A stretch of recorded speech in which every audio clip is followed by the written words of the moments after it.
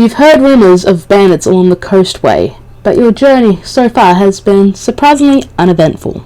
Hello everyone, my name's Elspeth, you're watching the Planeswalker Pantheon. Today, we're opening up a Commander Legends Dungeons & Dragons Battle for Baldur's Gate bundle. Inside we've got 8 set boosters and some other stuff, but we will get to that in a short moment. Anyways, let's crack this little box, shall we? Alright, so we've got that open, and this should just fall neatly out. I'm sad they don't do the posters anymore. Alright, so that's the box. We've got Commander Legends Battle for Baldur's Gate. We've got Minsk and Boo and a bunch of other D&D characters actually playing Magic, which is actually a nice little crossover bit of artwork.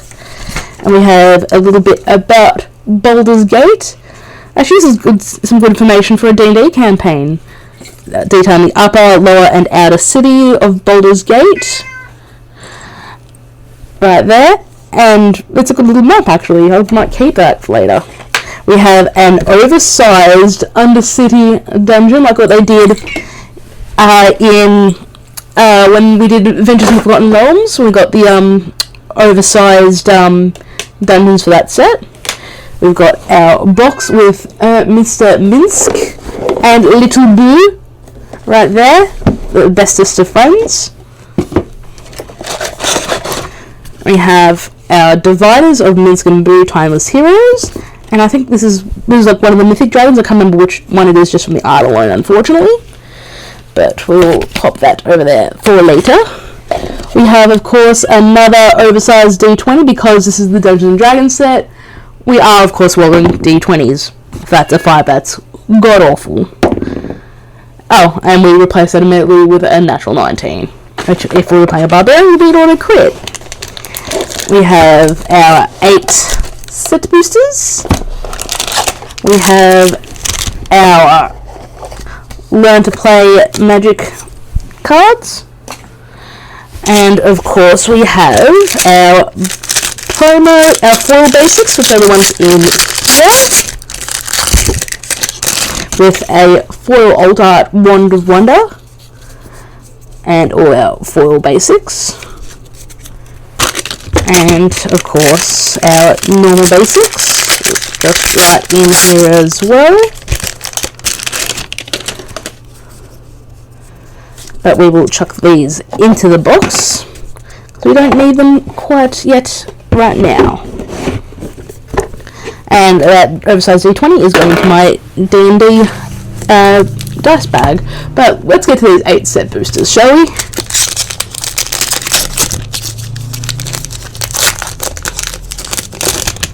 Alright.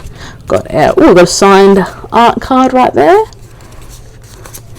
Foil basics. Alright, so we have our couple of old art. These are the rulebook artworks. Look through all the commons. Actually, we'll go common and uncommon. Oh, we have an etched foil Mighty Emporium Master right there. We have Descent into Avernus, which is actually honestly a great D&D adventure. So for 2 and a radiant enchantment, at the beginning of the upkeep, put 2 Descent counters on Descent. Then each player creates X treasure tokens on Descent into Avernus. There's X damage to each player, where X is the number of Descent counters on Descent into Avernus.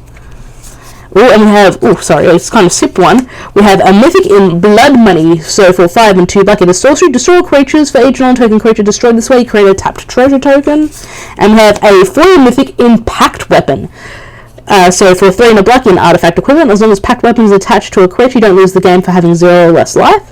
Whenever a equipped creature attacks, draw a card and reveal it. That creature gets +X, where X, and you lose X life, where X is the card's mana value. And we have a Skeleton token.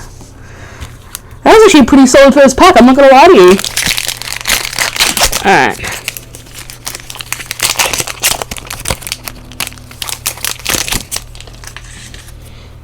Another art card. Unfortunately, I'm not as familiar with the artwork in this set as I would be for others. Taunting Kobold and Marching Duodrone in our old art frames. And we've got some commons and uncommons. Oh, we've already hit our rare. It's Baldur, Lord of Murder. So for 2 black, red, and green, you get a legendary creature god. It's a 4/4. As long as your life total is less than or equal to half your starting life total, his Baal has indestructible. Whenever another non-token creature you control dies, put a +1/+1 counter on target creature and build it. We have a Sign of Halistar. We have an etched foil OG the Exquisite Blade. Oh, we have a 9 Fingers Keen as well in the rulebook artwork. So for 1 black, green, and red, you get a legendary creature human rogue. It's a 4/4 with menace and ward of pay 9 life. When 9 Fingers Keen deals combat damage to a player, look at the top 9 cards of your library. You may put a gate card from among them onto the battlefield. Then if you control 9 or more gates, put the rest into your hand. Otherwise, put the rest on the bottom of your library in a random order. And a foil Sharpshooter Elf. Oh, and we've got a Haru Owner from Betrayers of Kamigawa. No, this is Champions of Kamigawa. So it's for 3 and a green, you get a 2/1 creature spirit. When it comes into play, draw a card. Whenever you play a spirit or a cane spell, return it to its owner's hand. Very nice. A little bit of old Kamigawa right there. Can't complain about that.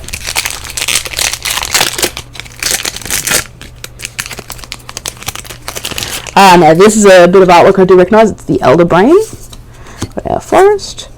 We have a Sivirus, Nightmare Speaker. Oh, just only 1 art card. One old art card this time. Flip through the rest of these.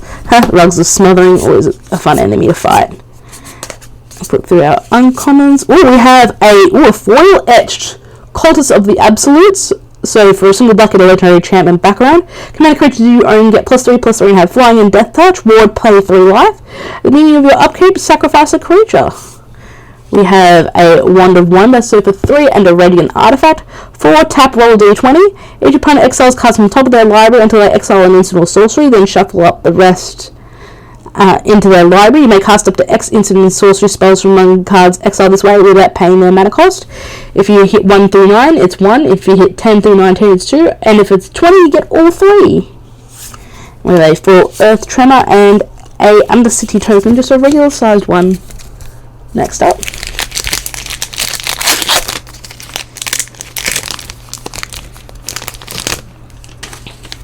Of course, some more art cards.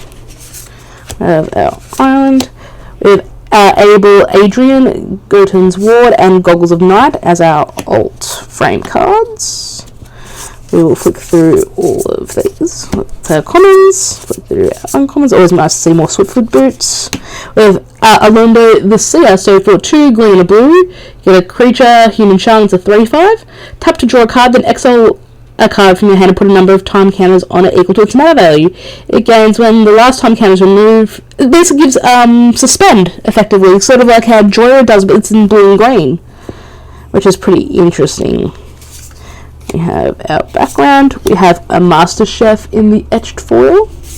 Ooh, we have Jane Jansen, Chaos Crafter. So for red, black, and white, you get a legendary creature named Artificer. It's a 3/3 with haste. Tap to sacrifice an artifact creature, create 2 treasures. Tap sacrifice a non-creature artifact, create 2 colorless 1/1 artifact creature tokens instead.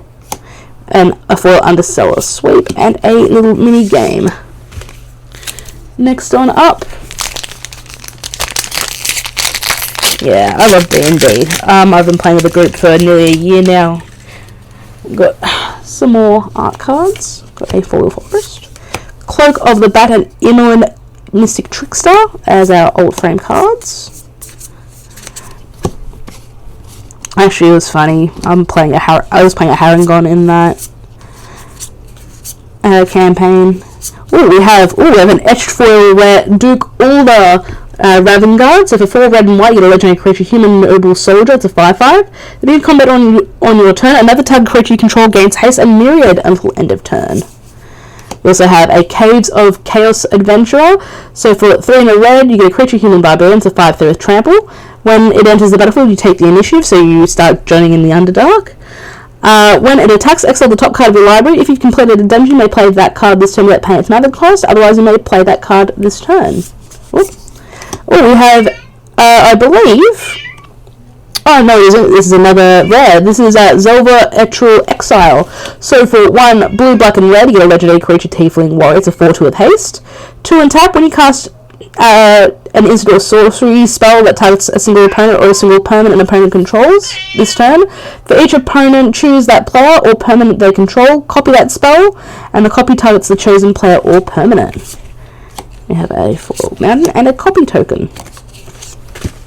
Alright, next up. We've got a couple packs left.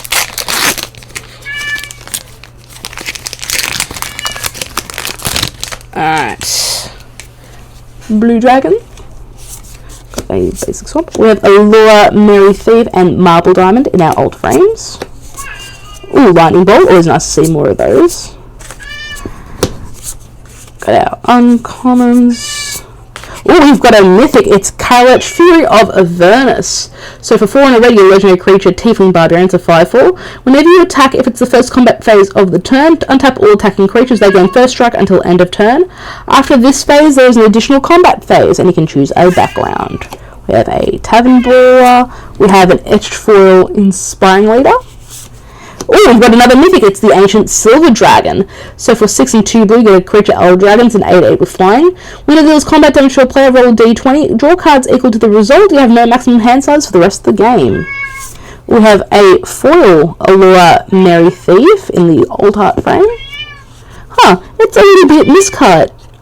Or is that just a chip? I can't quite tell. Huh. Oh, and we've got another game of Roll for Initiative, which is one of my favourite things to do in D&D, because combat is happening, folks. As much as I love the roleplay, I also love combat.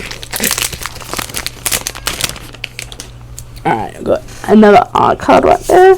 Got our mountain. We have a Moss Diamond. Murder. Alright, so those are commons, and we've got our uncommons right here. Our background. We have an Etched Foil Risa Rail Kingpin. We have a Wrathful Red Dragon. So for 3 and 2 red, you get a creature, dragons are 5 of the flying. Whenever a creature you control is dealt damage, it deals that much damage to any target that isn't a dragon. And a full Geogolem. And another card from this, it's Sky Marcher Aspirant. I've got good memories of that thing being good in standard. Single white, it's a 2/1 Vampire Soldier with Ascend. It has flying as long as you have the City's Blessing, which is when you have 10 or more permanents in play, and you get that for the rest of the game. That's a good bit of memory there.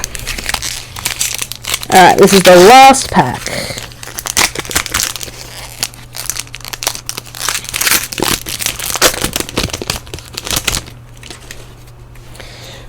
More art cards. Got our island. Oh, we have Fireball in the rules books text. Oh, we have Ellen Harbury's Busybody as well in the old heart. Flick through the commons. Flick through these uncommons. We have another Zelvor Eltrue Exile. We have a Noble Heritage. So for 1 and a white, you get a legendary enchantment background. Commander creatures you own have, when this creature enters the battlefield and at the beginning of your upkeep, each player may put 2 +1/+1 counters on a creature they control. For each opponent who does, you gain protection from that player until your next turn. Ooh, we have an Etched Foil Gale Waterdeep Prodigy. So for 2 and a blue, you get a legendary creature, Human Wizards, a 1/3. Whenever you cast an instant or sorcery spell from your hand, you may cast up to 1 type card of the other type from your graveyard. If the spell cast from your graveyard would be... If a spell cast from your graveyard this way would be put into a graveyard, exile it instead. So that's another rare. We have a Ravenloft Adventurer as well. So for 3 and a black, you get a creature, Human Rogue Assassin. It's actually the exact class, almost the exact class, the other character I'm playing right now in one of my campaigns. It's a 3/4. When it enters the battlefield, you take the initiative. If a creature your opponent controls would die, instead exile it and put a hit counter on it. When it attacks, if you've completed a dungeon, a defending player loses 1 life for each card they own in exile with a hit counter on it. And Sign of Halistar, and a Soldier Token. Thank you so much for watching, guys. I hope you enjoyed it. Don't forget to like, share, favorite, and subscribe. It lets people know that we exist and that we're making content. You can follow me on Twitter, links down below, and you can also find us at the Planeswalker Pantheon on Facebook. Thank you so much for watching, guys, and I will see you next time.